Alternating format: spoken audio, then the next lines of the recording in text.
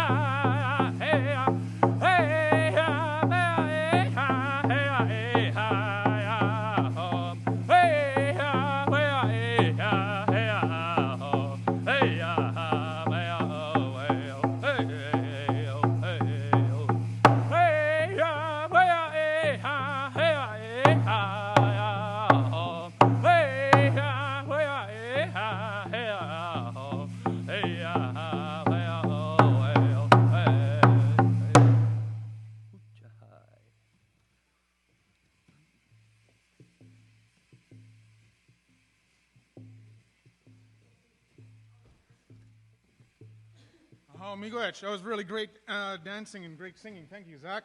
And next we're going to have Sophie starting off with a reading from herself, and we'll carry on. Naho.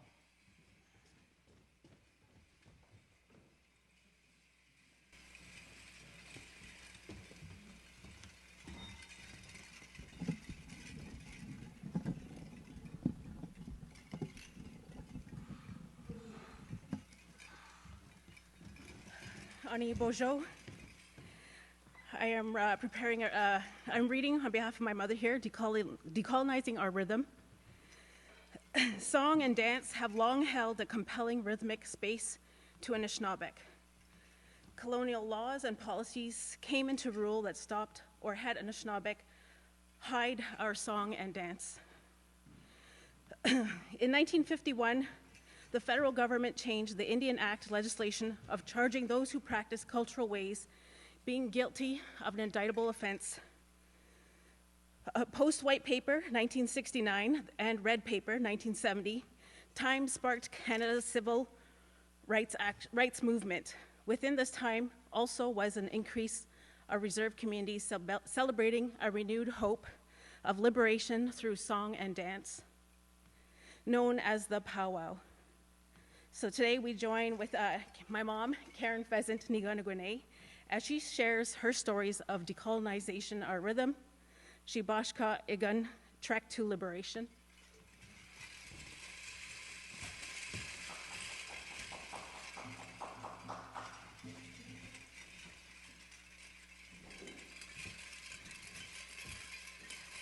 Bonjour, greetings. Welcome to Middle Missing, and I welcome you, Mishkwa, Ankutkwe, and Indishnakas. I travel here from the Great Lakes. I travel across from the prairie provinces of Alberta, and I'm home at this time with the Bashmajig Nush, my children and grandchildren.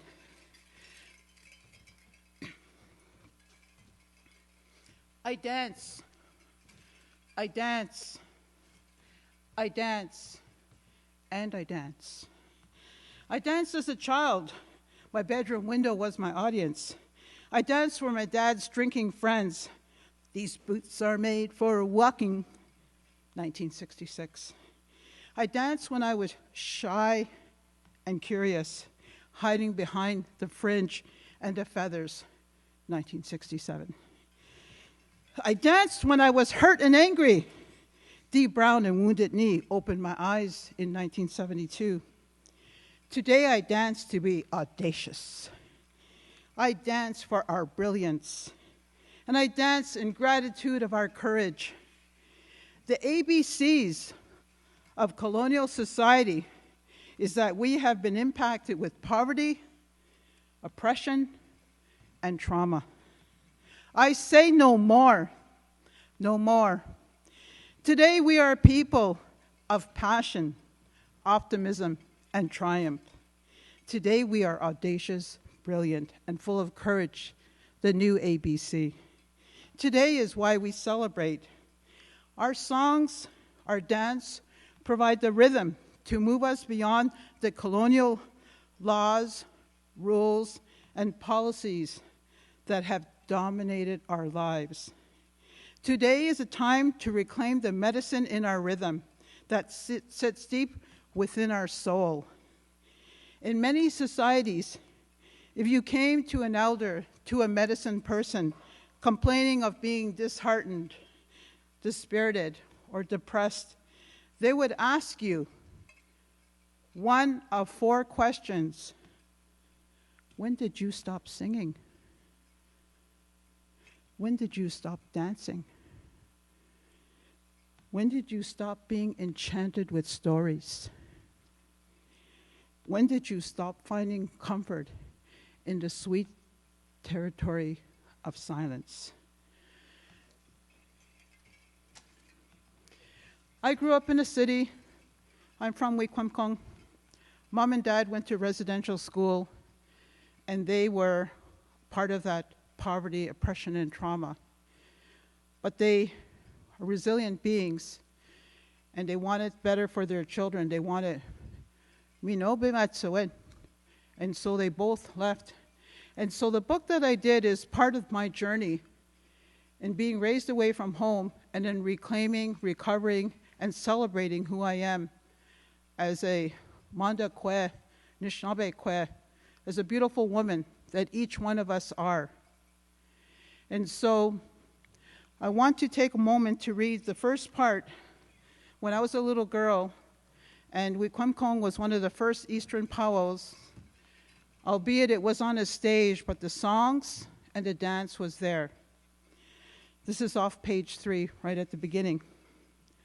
Hearing the drums and the power of the songs at the powwow and being with so many other Anishinaabe was incredibly exciting. I urged my mom and auntie, make me a powwow dress so I could dance too. It was once as if we put on our Indian dance clothes, a power took over us on the dance floor. The closer I moved to the dancing spirit, the lighter my feet would become. When I was little, I would get lost among the dancers, hiding from the tourists who were watching. But as I began to feel the dance spirit, I would forget all about the tourist. Those joyful moments were breathtaking. They were also an escape from the harsh realities of being indigenous in the city where we lived. It wasn't a dance I had experienced like watching Fred Astaire and Ginger Rogers from afar on the television screen. It was a time of celebration and an acceptance of identity, if only for a moment. I was a little girl then, and then I spent decades and decades, and so part of the stories that are in this powwow book is about those stories that I've collected over my travels from here down south to Florida, to the Miccosukee people, the eastern seaboard, Skimitzen, over across the way to California, listening to the bird singers over there, over to the northwest, to friends like Roberta Kirk, who wear the cedar hats when they dance.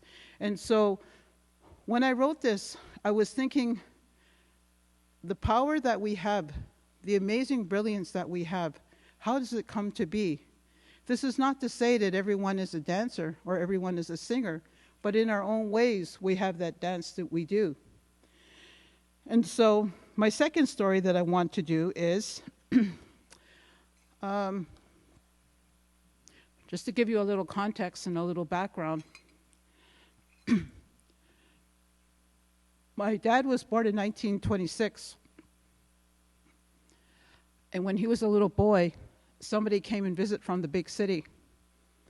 And they were all sitting in Tolganing, South Bay, which is the far end of our reserve. And they had a makeshift camp stove there. And my dad was a little boy, and he was playing, but he loved watching the old men visit, the old men talking. They would move their bodies and their hands, and their face would be animated. So this visitor came, and he talked about the houses in the big city down south. And he said, and all they do is turn a switch, and there would be heat. All they do is turn a switch, and the stove would be on. My dad was just a little boy, and he couldn't believe that a life like that existed. It was then that he set a dream. Wherever this place was, this city, he wanted to go. And so when he was, in 1951, that is when the Indian Act change had one of its changes, and it was allowed for us to leave. Wikwemikong even had a gate that wouldn't allow us to leave. So he left in search. He had a dream to sail on the big ships. I share this story. It's not in this book. It's in my next book. So I'm doing a little prompt for the next one. But I will get back because my dad is a big story in this one. And so he had a dream to sail on the ships because the ships came to Manitoulin, and he helped load the pulpwood. So he went to Toronto where he knew the big ships came. He got off the bus. He crossed the street to the Ford Hotel. And he asked, where are the shipyards? So they said, go over to Yonge Street, you turn south, and down at the bottom, that's where the shipyards are. So my dad did that. Gloria Eshkabuk describes my dad as an Indian Clark Gable. Yes, he was charming, and he was handsome. So he walked that way, all proud and mighty in his suit, looking. But when he got to Yonge Street, he seen a big hole in the ground on Yonge Street. Now, I remind you, this was 1951. So he looked down over he seen a big crowd, and he looked down, and he seen the men sweating and working. And he yelled at them, what are you doing? They called him Chief. Hey, Chief, you want a job? Come here tomorrow. Come here, we need work, we need help. My dad was a very tall, wide-chested, strong young man. So there he was. He never made it to the bottom of Yonge Street, to the shipyards. He went, and I'm very proud. I often say my dad built the Yonge Street subway line. Not that he was an engineer, but he was just down there with the rest of the men digging for the Yonge Street subway line. Post-1985, and I want to acknowledge a mentor here, Jeanette Corbier-Laval.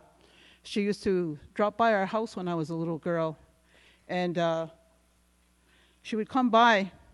There'd be pots of tea, And I think of this often, that I would rarely hear English, Jagnash, in my home when I was a child, when there was visitors. Nishnabe wen gigeta, that's all they would talk. And then she'd leave the house. The next day or the next week, my dad was a news junkie. There would be Jeanette Corbert-Laval on the front cover, marching for the rights of women. This week, tomorrow in fact, is Every Child Matters, Orange Shirt Day. I'm a professor at Mount Royal University, and this week is, my topic this week is colonialism, gender violence, and the making of Canadian state. And I guess that's part of what made me decide to do this book. The topic of that chapter that I'm teaching this week is the topic of commodification, objectification, and domestication. And partly I mentioned Jeanette Corbert-Laval because when these colonial policies came in place, they attacked the women. We became commodities, just like Mother Earth. And Earth is seen as a commodity with the timber, with the oil, the gas. And then the colonial policies was about taking women's rights away. And so she was a mentor in my life. And so I did this book because, yes, these dresses are beautiful. Shiibashki'igan, the healing dress. Shiibashki'igan is a term from Treaty 3, from Lake of the Woods, from where this dress comes from. And it was to bring literally, figuratively, metaphorically, symbolically, healing to our people. And so yes, they look beautiful. Yes, the beadwork is beautiful. The quill work that I wear by Pangwishes of Wikwemikong, world-renowned quill work, comes from Manitoulin Island. But really, what does it mean? And that's why I wrote this. It's more than the romanticism of, that's a beautiful song. That's a beautiful dance. Those are beautiful outfits that you have. And they're outfits, not costumes, or my dance wear. And so I think of, when I was writing this, chapter 1 is just about colonialism. Colonialism. What is that? What did it mean? And it's not just something that happened in Canada, it happened across the world. As we know, Christopher got lost when he ended up in South America, Central America, and when others came here.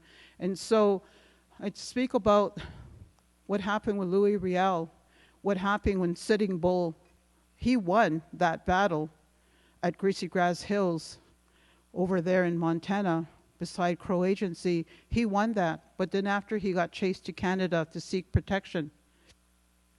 And then in the prairie provinces, they got worried, so they created the pass system. So that meant you could never leave your reserve without a ticket, without a pass.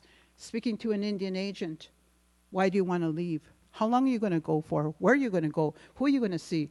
That was right up until when I was a little girl, my relatives in the prairie provinces, I have friends that talk about, yeah, I got my musham, my grandfather's pass, or a relative's pass.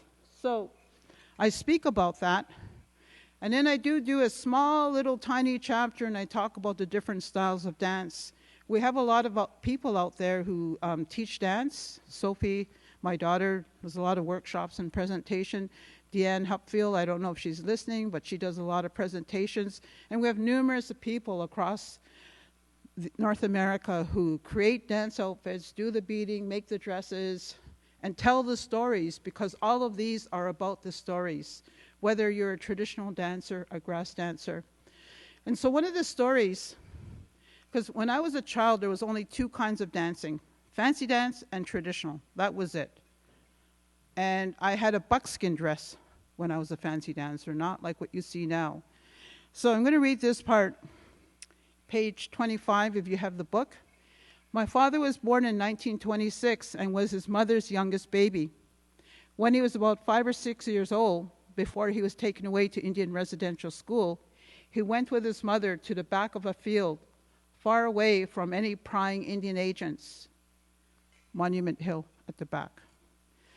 He remembered seeing the big drum set up in the middle of the grassy field and a few well-respected men from the community who sang and hosted the proceedings. My father said his mother, she wore a shawl around her shoulders. Not a shawl like you see now at powwows, There were no flashy colors, just a simple little shawl over her shoulders. She would stand in one spot, dancing up and down.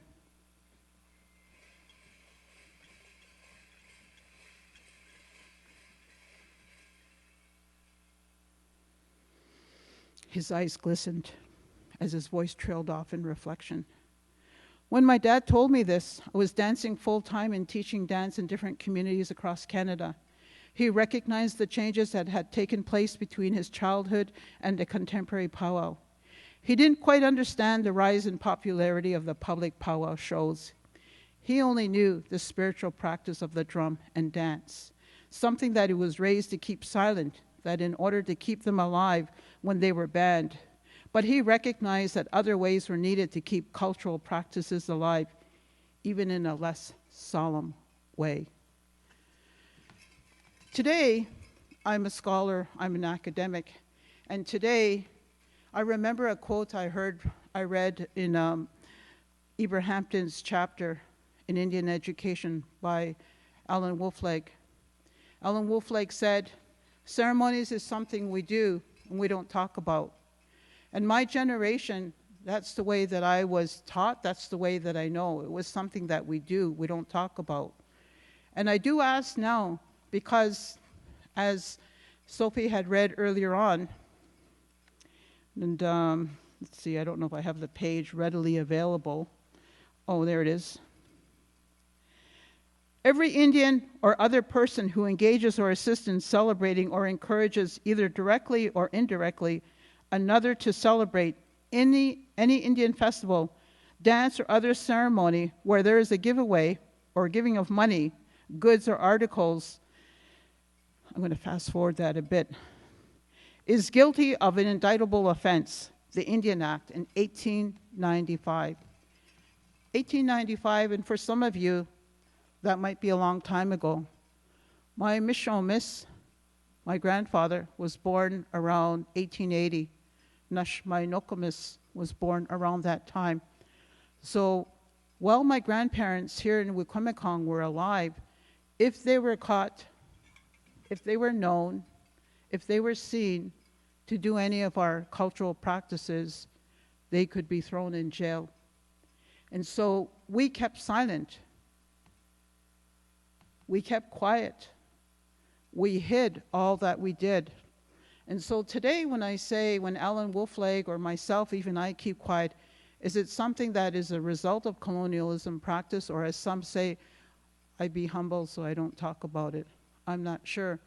And so in some ways, I hope that this book creates questions as opposed to answers. I only share what I've witnessed. I only share what I have participated in. And my life has been, I'm still young. I do have 8 grandchildren. I have 3 adult children. And so I share this as a beginning journey, whether you are a librarian, a teacher, a social worker. I'm going to, what time is it? Pardon? 2:25. Okay. I wanted to allow 10-15 minutes for Q&A, and Bruce, as our host, the Bajamajig, he has some questions. But I'm going to read the final word from the author. As I said in the introduction, that when I was a child attending the powwow in my home reserve of Wikwemikong, just watching the powwow dance made me feel beautiful. When the men sang around a drum, I could feel the power and energy move throughout my body. It felt like a blessing. Today I am grateful. The drum songs still make me feel beautiful. To me as a child, summertime was dance time. To me as a Nokomis grandma, summertime is still dance time. Dance time is being with family, grandchildren, and friends. As an educator working with urban Indigenous students, I've come to understand that many Indigenous people still do not have that connection. I don't mention it here, but I'm talking about what they call the 60 scoop, the millennium scoop. Google it if you're not sure what that means. That they do not have the connection with family and community. That is their birthright, whether because of Indian residential school or the 60 scoop or other colonization policies in both Canada and the United States.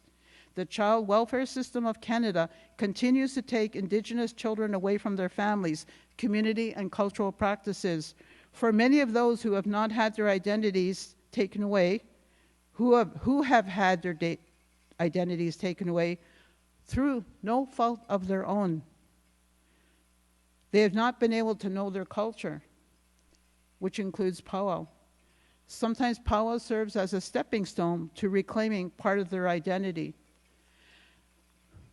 I want to just quickly mention that Every Child Matters is tomorrow, and we have unfortunate statistics. 85% of Indigenous people on the street are a result of being in the system, of the social services system, which, as I mentioned, through no fault of their own. Miigwech to all of you.